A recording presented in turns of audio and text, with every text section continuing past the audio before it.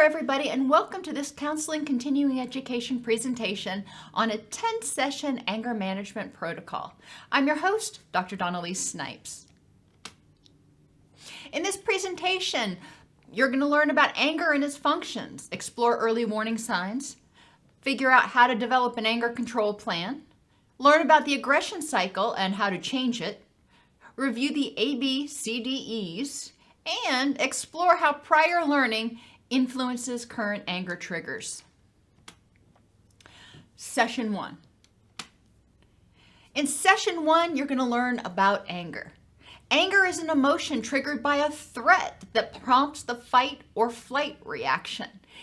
This is what we call the HPA axis, or what I call the threat response system. And when this happens, your body dumps adrenaline, it dumps cortisol, it dumps glutamate, it dumps all these chemicals and hormones that are designed to give you the energy to check out if there's a problem and, if necessary, fight or flee. Just like a smoke alarm tells you that, hey, there might be a fire, your threat response system tells you, hey, there might be a threat. It's not saying there is, it's saying there might be.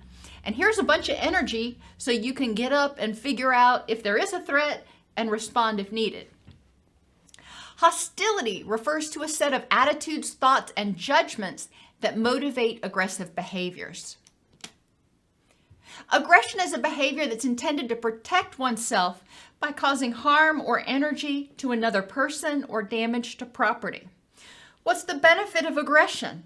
Well, if we're feeling threatened and we want to fight or flee, and in this case, fight, then the goal is to regain control, to regain power in the situation. So aggression serves to forcibly take back power. Many times, what we initially perceive as a threat is actually not currently one, but our reaction is based on outdated schema. And schema are our brain's Cliff's Notes, if you will. Every time we have an experience, our brain notes what happened. Just very short, quick little summaries of what happened. And that helps us predict the future. We have schemas about going to work. We have schemas about stoplights. We have schemas about going to the doctor. That way, when we are getting ready to encounter one of those situations, we know what to expect. And our brain tells us, okay, been here, done that, this is what we expect. Unfortunately, schema are only based on prior experiences. So if this experience is different, the schema is not going to be effective. It's not going to work for you. And that can cause you problems. The cognitive triangle is a concept that we use in cognitive behavioral therapy that points out that our thoughts, feelings, and behaviors are all interrelated. If you're having angry thoughts, you're probably going to respond with irritability. And you may have, obviously, feelings of anger. If you are having feelings of anger or anxiety, then you're probably going to have thoughts that support that. You're going to be telling yourself that there's a threat of some sort, and you're going to respond accordingly. Inaccurate schema and misperceptions are very common, and the reason we have them is because, as I said, the brain does not integrate often the present moment. It just kind of goes on autopilot going, okay, been here, done that, this is what to expect. We need to actually disengage from our autopilot and recognize what's going on in the present moment and evaluate whether the schema are accurate or not. I already talked about the fire alarm. When the fire alarm goes off, it doesn't always mean there's a fire. It means there might be. Someone not returning a text is another thing that triggers anger in people sometimes because they may feel that the person is being disrespectful or rude or rejecting them in some way. We don't know though. We're assuming. And assuming, as they say, makes an ass out of you and me, because we don't have the facts in the current context. My dog Brewster was a foster dog, and I have no idea what happened to him before he came to us. But there was one day that my son and his best friend were out practicing martial arts in the yard, and Brewster saw them, and he didn't realize that they were playing. I mean, they were practicing martial arts. They weren't actually attacking each other aggressively. But Brewster didn't understand that.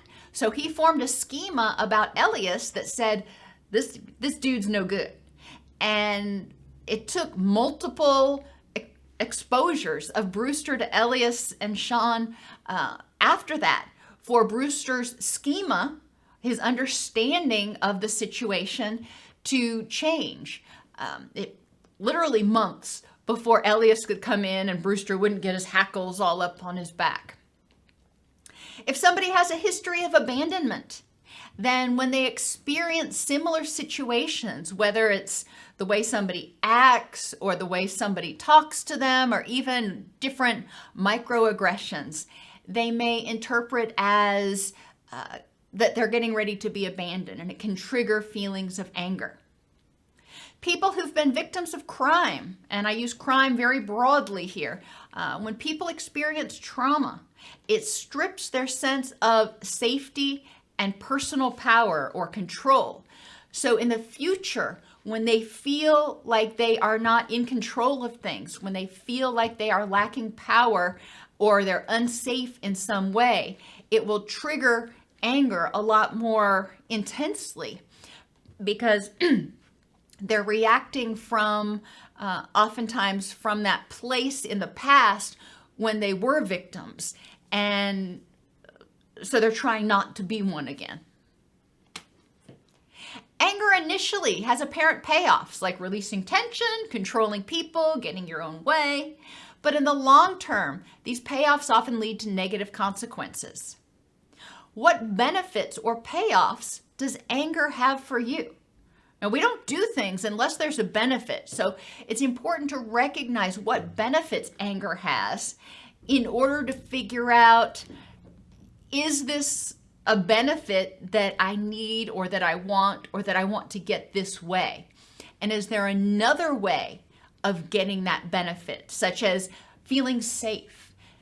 Is there another way to feel safe besides having to be angry and aggressive all the time?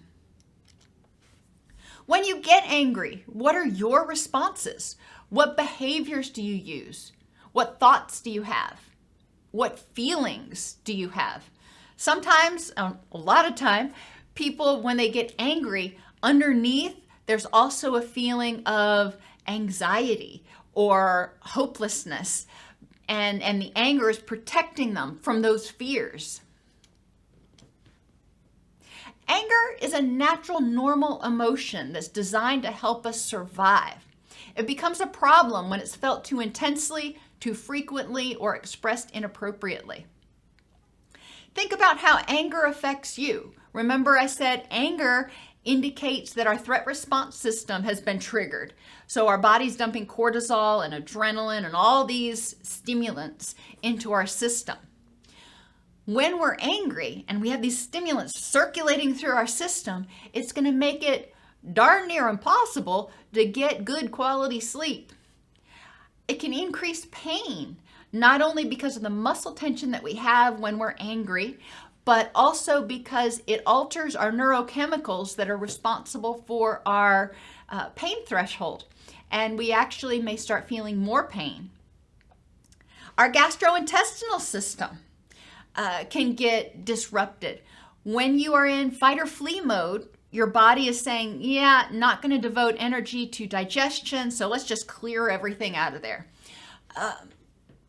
Additionally, the stress response, when it goes on for too long, will impair immunity, and it can also trigger autoimmune disease flare-ups, Crohn's disease, those sorts of things. Affectively or emotionally, after people have an anger outburst, they may also end up feeling regret or guilt or even helplessness because they're trying to control their anger, but they can't figure out how to actually do it. Cognitively, when your brain is flooded with all those stimulating neurochemicals and you're in fight or flee mode, you're not using your higher order thinking, your prefrontal cortex. You are in a very primitive, reactive state. Linehan talks about that as the emotional mind. And in order to make effective decisions and respond in a different way, it's important to get into your wise mind, which means de-escalating until you can think more clearly. Additionally, when you are revved up, when you are angry, when you're in an unpleasant mood, you're going to notice the threats in the environment and the negative things a lot more easily than you're going to notice anything positive. I mean, think about when you're in a bad mood. Do you notice the birds and the little bunny rabbits and the things that would make you smile?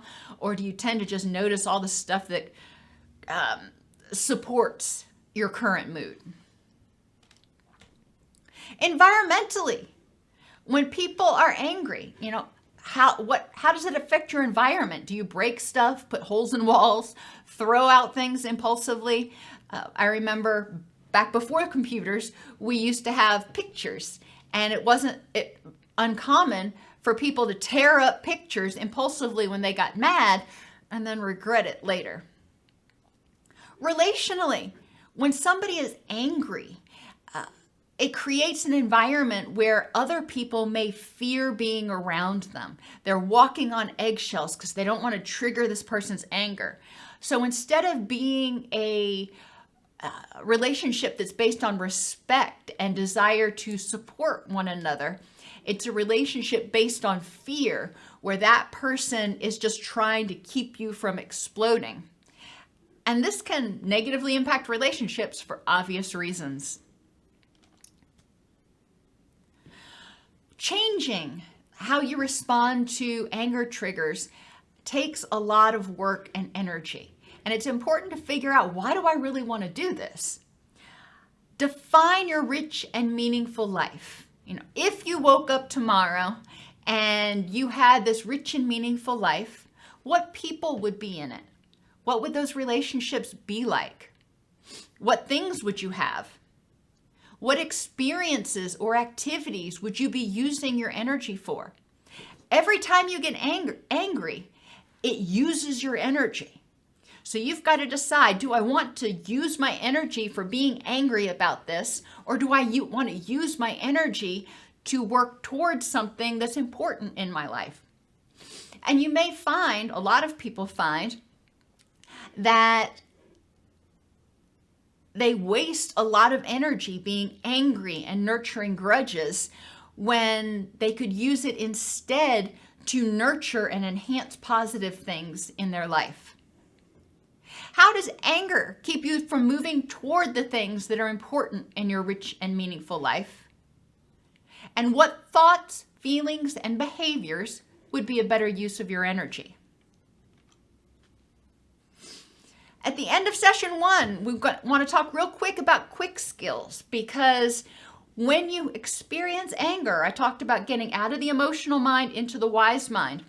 That means figuring out something you can do to help slow your heart rate, slow your breathing. The first one is what we call square breathing. Breathe in for 4, hold for 4, exhale for 4, hold for 4. When you do that 16 count breathing, or the 4 square breathing, it actually forces your heart rate to slow down. You're manually overriding your nervous system. Some people prefer to go to the opposite end, and instead of slowing their breathing, they prefer to engage in something physically active so their body movement matches their heart rate. And then when they start cooling down from whatever that activity is, walking, running, sit-ups, push-ups, whatever it is, then the heart rate starts to go down. I encourage you to also develop a personal mantra. When you're angry, just have a little bit of what Linehan calls a half smile, and repeat the mantra to yourself. in order to help you get through that initial 90 seconds, 5 minutes where you're in that adrenaline haze. For me, my mantra is, it's all good. It's all good. And I may even say it out loud. And when my family hears me going, all right, it's all good, they know to just give me a few minutes because I've gotten upset about something. And I'll come back and tell them about it later. But that helps me not only down-regulate my stress response, but it also helps me block a lot of those other thoughts that would be contributing to fueling and stoking my anger. You can't have two thoughts at the exact same time. So if you keep focusing on your mantra, it's all good, then you can't hear those other thoughts. And that allows you to calm down a little bit so you can get into your wise mind. And finally, unhooking. And this is a technique from acceptance and commitment therapy. But unhooking means taking that feeling, taking those thoughts and putting them out here. I'm having the feeling that I'm angry. Okay? Envision it as a bubble or a rock or whatever you want to envision it as, but it's not part of you. You're having a feeling. You're having a thought. What do you want to do with it? Do you want to hold it? Do you want to nurture it? And if it's a negative feeling like anger, you may even envision it like a hot potato. You know, do you really want to sit there and hold this hot potato? What do you want to do with it? You want to get rid of it. So, but envisioning it as something separate from you, then you can decide what to do with it. When you start saying it's part of me, then it's harder to figure out how to get rid of it. Homework for week 1. Keep a log of your anger intensity over the week. Keeping a log helps you become more aware of your triggers and see your progress. On the top of each page, put the date and use a different sheet each day.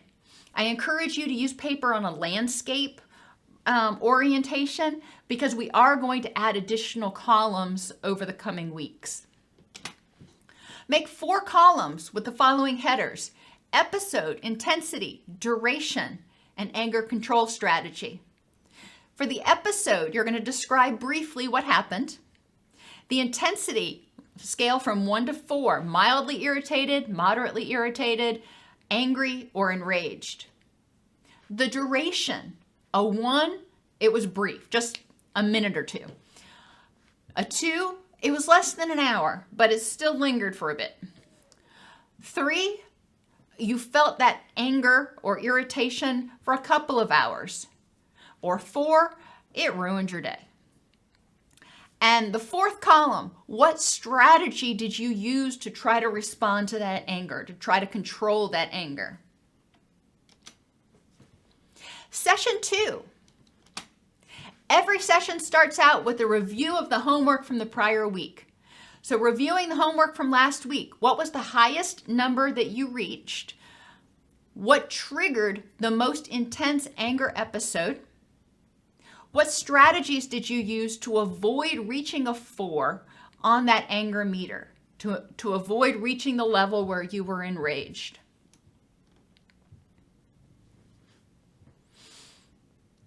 This week, we're going to start thinking about anger in terms of a habit, a habitual response, an autopilot response. Habits are things we do almost automatically. In what ways is anger a habit for you? And when something happens that triggers your anger, do you stop and think, I'm going to react with anger? Or do you just automatically do it? Just autopilot. What other habits have you had? Biting your nails, shaking your foot, tapping the table, whatever habits you've had, how have you tried to break those? What has helped you break those habits? And I'll give you a hint. Becoming aware of the habit is the first step to doing it.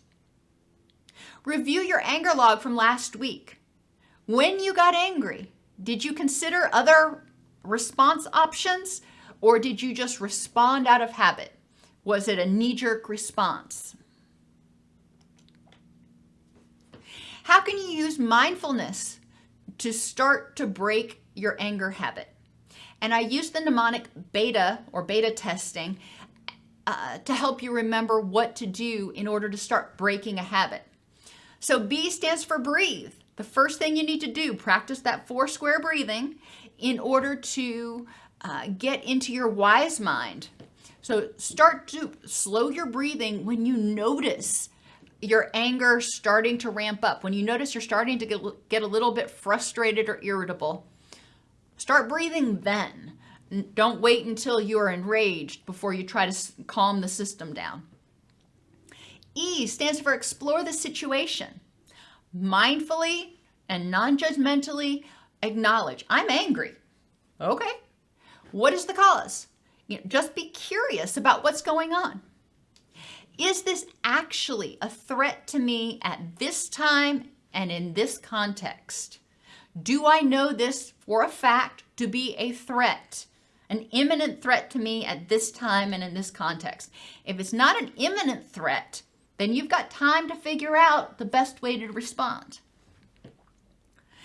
Think. T stands for think about the best response in a situation to help you achieve those goals in your rich and meaningful life. You can hold on to the anger and nurture it and dwell on it and just keep dumping energy into it. You can do that. That is a valid choice. You can let it go because it's not worth your energy. That person's not worth your energy. That situation's not worth your energy. You can take constructive steps to change the situation, whatever's making you angry. So for example, if you get really irritable or angry in traffic, you can take constructive steps and say, all right, maybe I'm not going to take the main roads to get to work. I'm going to take the back roads so I don't have to deal with, nearly as much traffic. Or are you going to change the way you react to the situation? And that can be easier said than done. And then A is act tentatively. Choose how you're going to respond to this situation. And once you start responding, if you get into it a little ways and it doesn't seem like it's working for you, you can always back up and choose a different strategy. That's why we say act tentatively.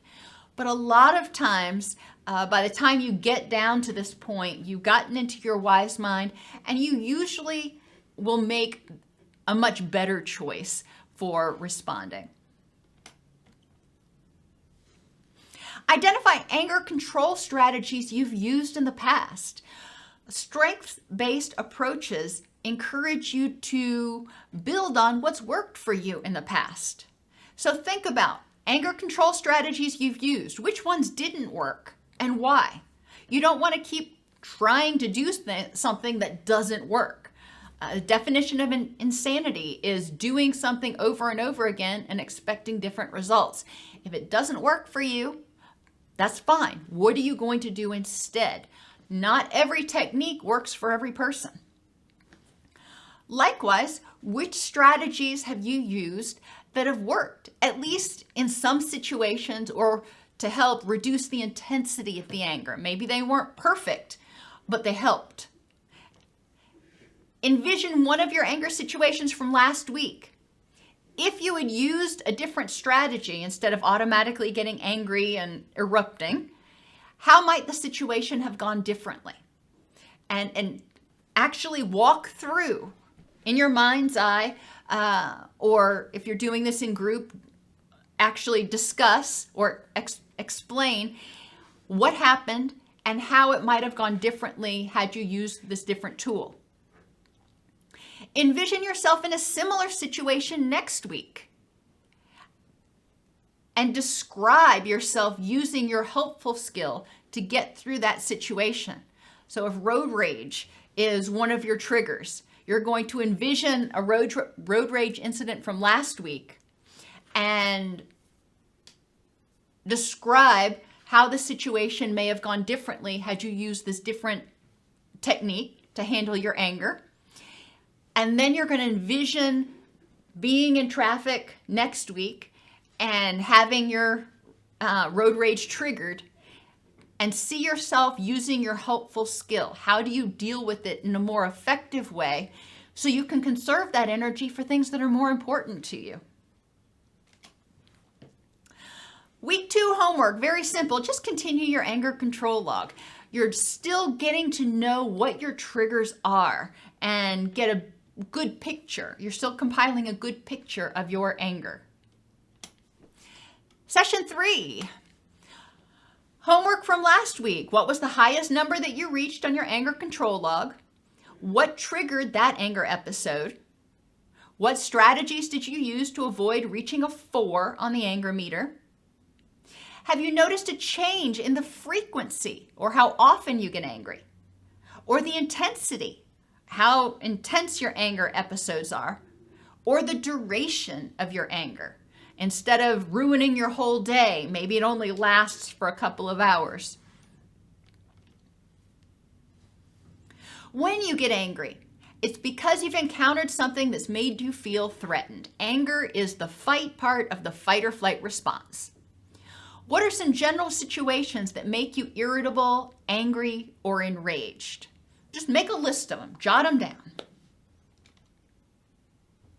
Other examples to consider that I've compiled doing anger management groups for about 20 years: long waits at the doctor, traffic, jokes about a sensitive topic, a friend not paying back money, being wrongly accused of something by your spouse or your boss, having to clean up after somebody like a roommate or your children, a loud neighbor, being placed on hold forever, rumors being spread about you, having something stolen, ingratitude, somebody openly contradicting you, not getting a promotion you expected that you were going to get, or getting criticized. Many times, specific events touch on what we call sensitive areas. These sensitive areas usually refer to long-standing issues that can easily lead to anger. It's triggering those memories of distress from the past, which brings up that fight or flight response in you in the present. 4 main themes or fears that are associated with anger: loss of control or powerlessness, rejection or isolation, death or loss of something that you care about, and failure. Think about why each of these sensitive areas may make you feel threatened or trigger your anger. And in what ways does anger help you feel safer or more in control? For each common trigger that you have, and that list of triggers, what memories, if any, is the reaction related to? What fears, rejection, loss of control, failure, or loss, what fears is your reaction related to? Maybe when somebody, your roommate, doesn't clean up after themselves and you have to do it, it makes you feel rejected and disrespected, and that triggers your anger. Is there an actual threat in the current context? And remember, there can be things that are disrespectful or unpleasant or are problematic, but is there an imminent threat in the current context? And if so, what is it? And identify at least 2 alternate ways of responding. For example, the roommate who doesn't clean up after themselves, it may not be because they intentionally are trying to disrespect you. They may just never have developed good personal hygiene habits, and they may not have the skills or really understand the impact it's having on you. Homework: continue keeping your anger control log. Add a column this week for fears: rejection, loss of control, failure, or loss. So you're going to continue using that chart that you've been using every day, but you're going to add this additional column for your fears, because we're going to start looking for themes. A lot of people have anger management issues that revolve around one or more of these fears. And practice using beta testing or another strategy to respond to your anger. Session 4. Again, review your homework from last week. What was the highest number you reached? What triggered that anger episode? Is your anger often related to common memories or themes? What strategies did you use to avoid reaching a 4 on the anger meter? And have you noticed a change in the frequency, intensity, or duration of your anger? Now, we've talked about anger in general. We've talked about anger triggers. Now we're going to talk about early warning signs. Early warning signs are indicators that you are getting angry. They can be broken down into 4 categories. Physical early warning signs are how your body responds, with an increased heart rate, tightness in your chest, feeling hot or flushed. Behavioral early warning signs are what you do, like clenching your fists or clenching your teeth, raising your voice, glaring at others. What behaviors do you do where you're posturing? Emotional early warning signs can include other feelings that may occur along with anger, including fear, hurt, jealousy, or disrespect. And cognitive early warning signs are what you think about in response to the event, like hostile self-talk. I'll fix her little red wagon, or she won't get the best of me. Or even having images of aggression or revenge. Review your anger log from last week and identify your common early warning signs. Now, you weren't charting those. You're just going to think back and think, what were my early warning signs before I actually had the explosion? What strategies can you use to become more aware of and deal with these early warning signs as soon as they begin to appear? Hourly mindfulness can be helpful. Set an alarm on your mobile device to remind you at the top of every hour to just check in. How am I feeling? What am I thinking? What am I needing? Another technique that I really like is getting a heart rate monitor and set it to alert when your heart rate goes above a certain level. When we get stressed, our heart rate increases. Now, obviously, when you get up, if you're going up and down stairs, you might erroneously set it off. But having it set so it goes off when your heart rate increases 10 or more beats a minute, for example, over your standard resting heart rate, can help you notice earlier on when you're starting to get stressed so you can intervene. I also, on my Garmin, and I think a lot of the other fitness trackers have it, it notices when it thinks I'm, quote, stressed, and it reminds me to breathe. Continue keeping your anger log and pick one early warning sign that you have. Maybe you know, for me, I grit my teeth. Pay attention to this throughout the week. So you start becoming more aware of when you're gritting your teeth earlier on so you can respond before you're in a full-fledged anger outburst. Session 5.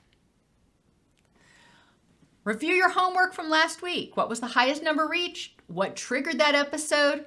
What were the early warning signs associated with the behavior? Physical warning signs, behavioral, affective, and cognitive. We want to start tracing it back so you can become more sensitive to when you are starting to get angry so you can intervene earlier. Just like getting a cold, it's a lot easier to get better or to intervene if you notice the signs early as opposed to if you wait till you've got full-scale pneumonia. How effective were you at modifying your target early warning sign? For me, I said grinding my teeth. How effective was I at noticing when I was starting to grind my teeth and addressing that?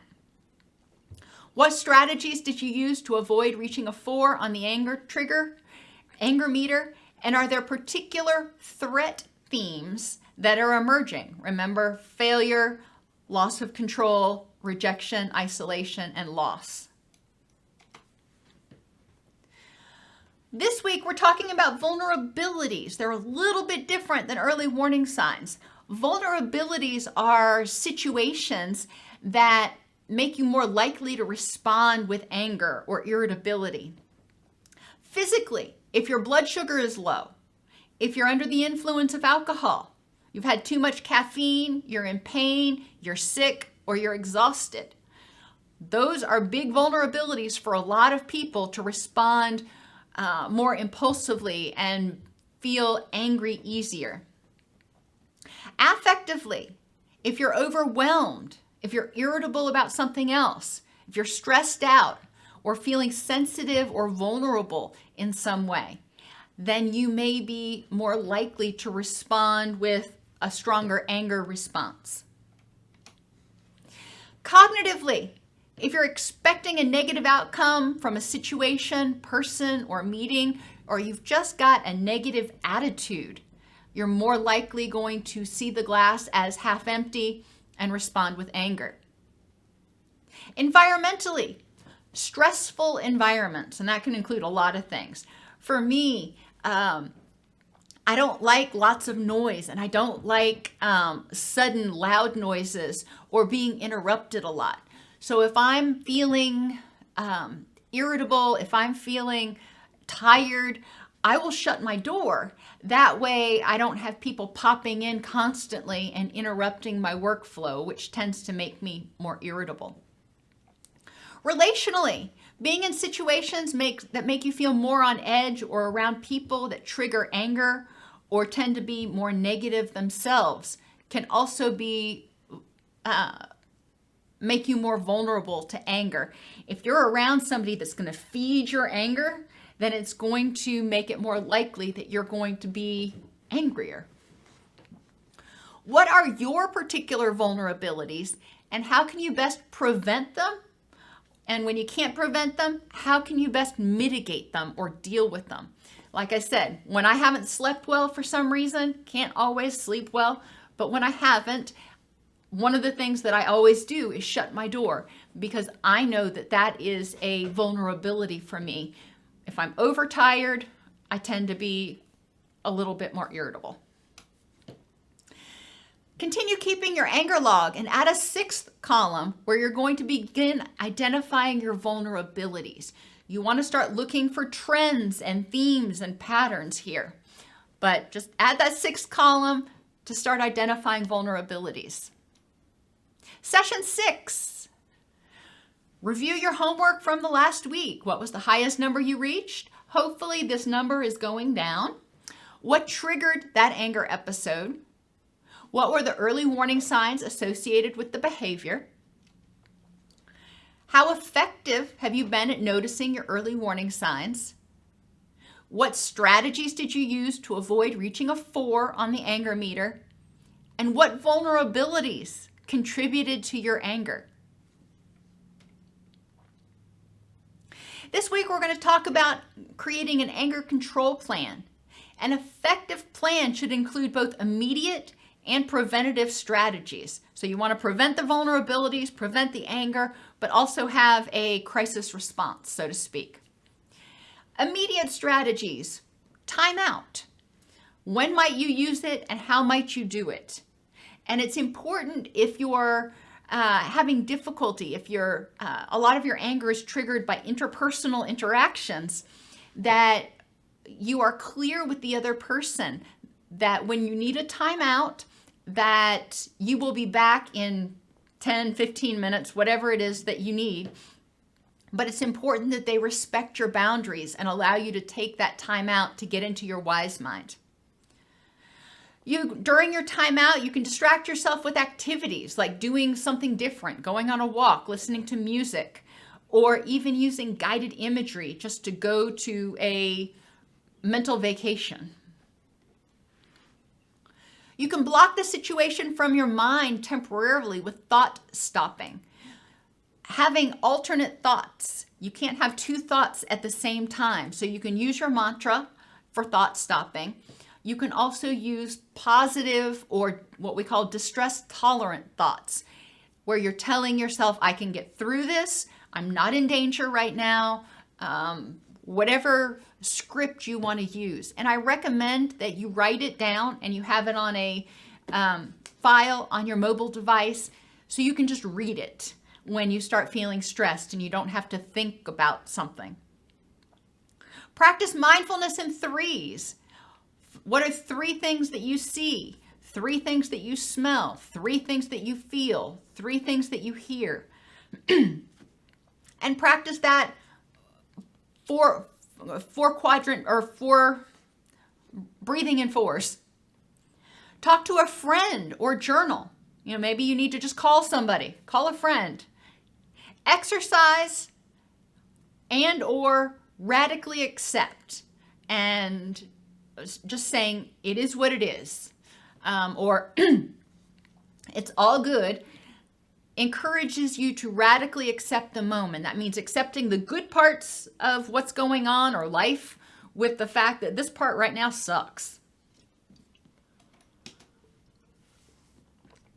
Preventative strategies. What general things can you do to prevent or minimize vulnerabilities?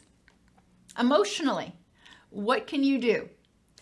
What can you do to increase happiness and decrease distress? Mentally, what can you do to minimize those vulnerabilities?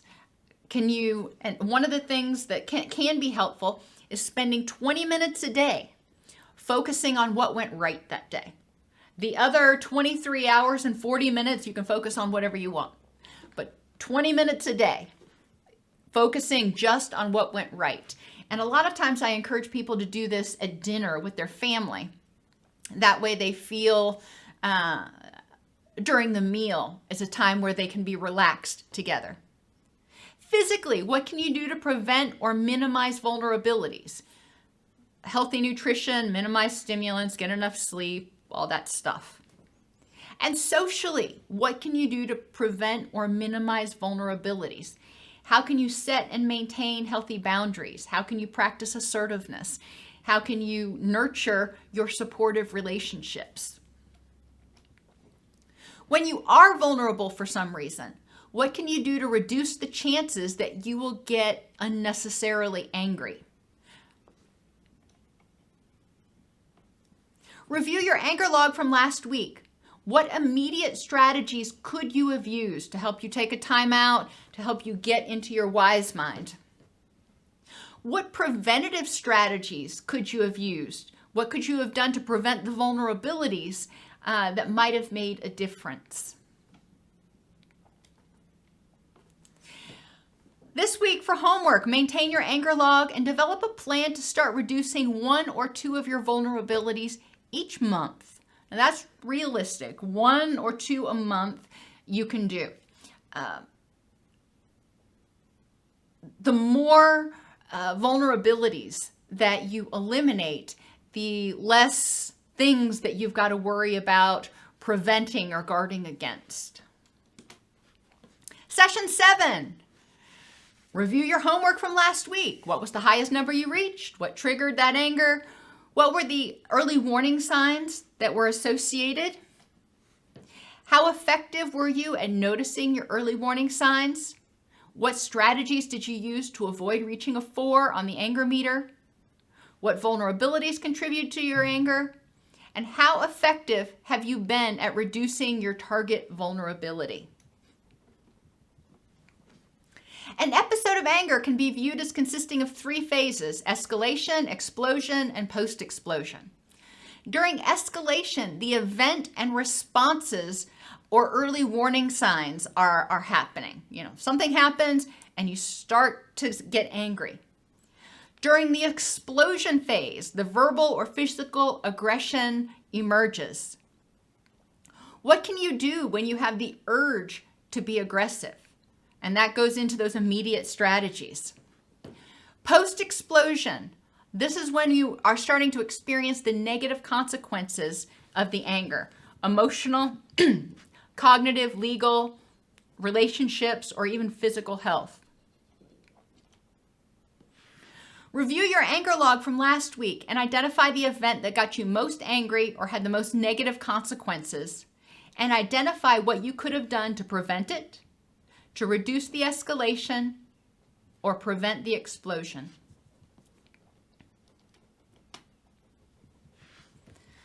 Cognitive distortions are unhelpful ways of perceiving things. Think about a time something happened and you thought it was one way, but it turned out to be completely wrong. There are a variety of cognitive distortions, and I'm going to go over some of the most common ones. Personalization is taking things or interpreting things as all your fault or all about you. Somebody looks at you cross-eyed. You think that they are angry with you. What are 3 other explanations for why they may have looked at you that way? Were they even looking at you? Minimization of the positive. Identify what good things have happened, what is happening that's good, or what good could come out of this. And the mental filter, or only seeing what you expect to see. It's important to look at all the facts. If you expect to see negative, you're going to see negative. But there's also positive that you're probably just overlooking. So what are all of the facts? Sometimes it can be easier to do this by taking somebody else's point of view. Exaggeration of the negative or catastrophizing is another cognitive distortion. You assume the worst, or you assume that the sky is going to fall. It's important to really ask yourself, how likely is this to happen? How likely is it that this mistake I made is going to result in me getting fired, or that this person's behavior is going to result in something negative for me? All or nothing thinking. You always do this, or you never do this, or I always do this. It's important to find the exceptions. Let's take that sloppy roommate, for example. You always leave your dishes in the sink. Well, are there exceptions to that? Finding the exceptions can be helpful, because then you can reward the exceptions. When they leave a clean kitchen and you see it in the morning and there's no dishes in the sink, you thank them profusely. It's more likely that they'll do that again if they see that there's a benefit to them. They may not consciously know this, but subconsciously, we do things that are more rewarding. The control fallacy. A lot of times we feel like we have control or should have control over more than is realistic. So what parts of the situation that are triggering your anger, what parts do you actually have control over? And what parts do you need to figure out how to accept or cope with? And overgeneralization. Sometimes we expect that since we've been in similar situations, that this situation is going to work out the exact same way. We assume that what happened once is going to happen again. It's important to explore not only how is this situation similar to the past situation, but how is it different? Arbitrary inference is another cognitive distortion where we assume that something is dangerous or fearsome because of one particular piece of information. The news broadcasts a lot when there's a plane crash. It never gives us news stories about the 20,000 flights a day that take off and land successfully. So if we assume that flying is dangerous because we saw a news story at some point about a plane crashing, we're not using all of the facts to make our judgment. And emotional reasoning. I feel angry, therefore there must be a threat. Not always.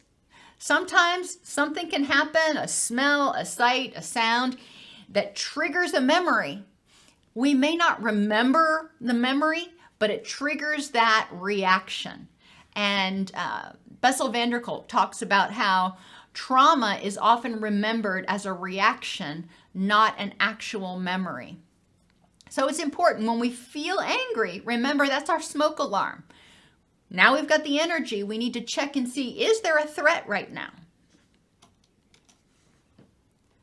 One model for dealing with our cognitive distortions is called the ABCDE model. A stands for the activating event. What happened? B represents our beliefs about the event. It's not the event itself that often produces feelings like anger. It's our interpretation and beliefs about the event. That's why two people can be driving and experience the same rude driver. One gets angry and develops road rage, and the other one hardly notices it because they interpreted the situation differently. They had different beliefs about the event. C stands for the reaction or consequences as a result of your interpretations and beliefs. So the person who perceived it as a threat got angry. The person who just saw it as an inconsiderate driver, they didn't get angry. So the consequence of the same situation was different for these two people based on their beliefs. D stands for dispute. Identify any unhelpful beliefs and reframe them in alternate ways. Identify the facts for and against your belief. And we'll stick with road rage. This person is being rude. They're being disrespectful to me. They have no respect for anybody else. They could have killed me. Well, how many of those are actually accurate? Maybe the person, you were in their blind spot and they just didn't even see you, or they were distracted with something else and it wasn't about you. They weren't trying to be disrespectful to you. They just didn't notice. Make sure you're not confusing high and low probability events, and identify and address thinking errors and cognitive distortions. So you're going to go through that list of cognitive distortions, the personalization, minimization, all that stuff that we just talked about, and identify if any of your beliefs about the situation may be skewed in one direction or another. E stands for evaluate your response and choose the response option that gets you closer to those people and things that are important in your life. So E basically is saying, ask yourself, is this worth my energy? What is the best way to handle this and use my energy to move towards the things that are important in my rich and meaningful life? Reviewing your anger log. Identify the most intense anger episode from last week and apply the ABCDE model. Review your anger log and identify the cognitive distortions that were in play. And what cognitive distortions are common in your family. Cognitive distortions don't usually come out of thin air. We often learn them. We hear our family using all or nothing language, for example, or personalizing, being overly responsible for things. So what cognitive distortions did you learn from your family? Homework. Continue keeping your anger control log. Add another column for cognitive distortions and the rebuttal. So remember finding the facts, looking for exceptions, etc. Session 8. Review your homework from last week. And then start learning about assertiveness. The basic message of aggression is that my feelings, thoughts, and beliefs are very important, more important than yours, and your feelings, thoughts, and beliefs are unimportant. The basic message of being passive, the opposite of aggression, is that your feelings, thoughts, and beliefs are very important, but my feelings, thoughts, and beliefs are not. Assertiveness, on the other hand, says that my feelings, thoughts, and beliefs are just as important as your feelings, thoughts, and beliefs. Communicating assertively starts with validating the other person's thoughts and feelings. I can see that you're very angry about this situation right now. Or what I'm hearing is that your perception of this situation is XYZ. So you're paraphrasing what you hear or see from the person. You're validating where they are so they feel understood.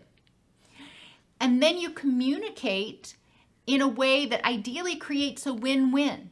You know, how can this situation be solved in a way that both of you get your feelings, thoughts, and needs validated and met in the best way possible. What are some advantages of acting assertively when trying to resolve conflicts? What might some of the drawbacks to assertiveness be? And I'll give you a hint. When you're assertive and not aggressive, sometimes you don't always get your 100% your own way. The conflict resolution model.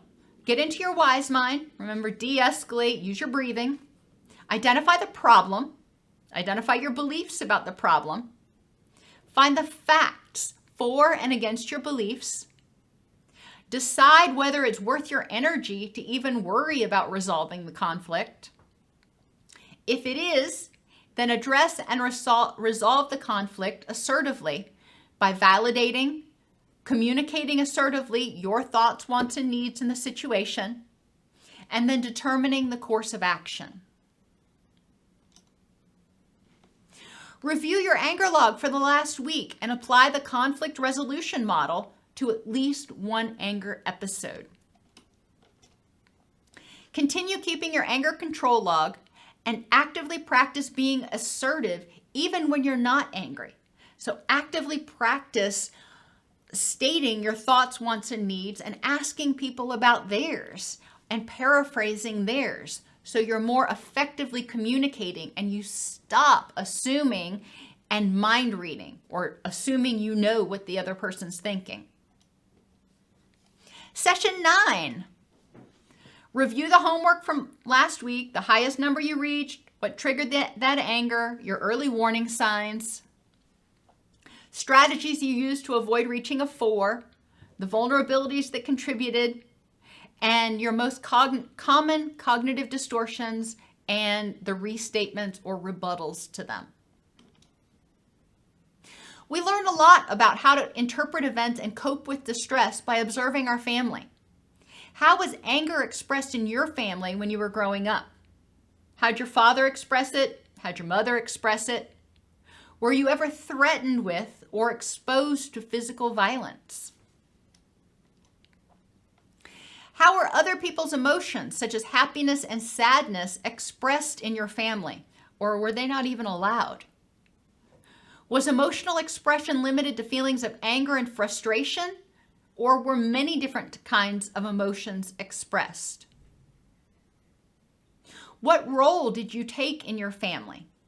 In the addicted family, we've got different roles that actually have labels, like hero. This is the person who's always getting the A's and making the team. The rescuer, the victim, the wallflower, who just kind of blends into everything, or the scapegoat, the one that gets blamed for all the problems in the family. So what role did you take in your family? What messages did you receive about your father and men in general? What messages did you receive about your mother and women in general? Did you feel accepted and loved? Or did you feel like you couldn't do anything right and you were constantly being either rejected or criticized or threatened with abandonment? How did your family deal with failure? What feelings, thoughts, and behaviors carry over into your relationships today, the ones that you learned from your family of origin? What purpose do these behaviors serve today? And are there alternate behaviors that might serve the same purpose but be more helpful? Review your anger management plan from the past 7 weeks, 8 weeks. What progress have you made? What still needs to change? What strategies are working well? And session 10. Review your homework from last week. This is the last week that you have to do this. What was the highest number you reached? What triggered that episode? What were the early warning signs associated with it? How effective have you become at noticing your early warning signs? What strategies are you finding most helpful to keep you from reaching a level 4 or even a level 3, hopefully by this point, on the anger meter? What vulnerabilities are still contributing to your anger? How effective have you been at reducing your vulnerabilities? And what are your most common cognitive distortions and rebuttals? Using what you've learned over the past 10 weeks, dispute these anger myths. Anger is inherited. Anger automatically leads to aggression. You must be aggressive to get what you want. Venting anger is always desirable. Anger is a negative emotion. Anger is all in your head. Venting or ignoring your anger makes it go away. And men are angrier than women. It's important to remember that men and women get angry over different things and often express it differently. The older you get, the more angry you are. The data, however, shows that the angriest people tend to be 14-year-old boys. Anger always results from human conflict. Sometimes yes, sometimes no. People can also get irritable or angry from being exposed to stressful environments. Remember, we talked about all those different triggers: foul odors, pain, hot temperatures. None of those things necessarily involve the action of another person. You can be all by yourself and get angry. Anger is a natural emotion. It's designed to alert people that there might be a problem. When people are vulnerable or have learned maladaptive ways of dealing with anger, or simply never learned healthy coping skills, they can experience anger management problems. Excessive anger negatively impacts people emotionally, mentally, physically, socially, occupationally, sometimes legally, and spiritually. Effective anger management involves preventing vulnerabilities, being aware of and working on those sensitive areas or threat areas, preventing anger and vulnerabilities whenever possible, and developing immediate coping responses to deal with anger when it does occur.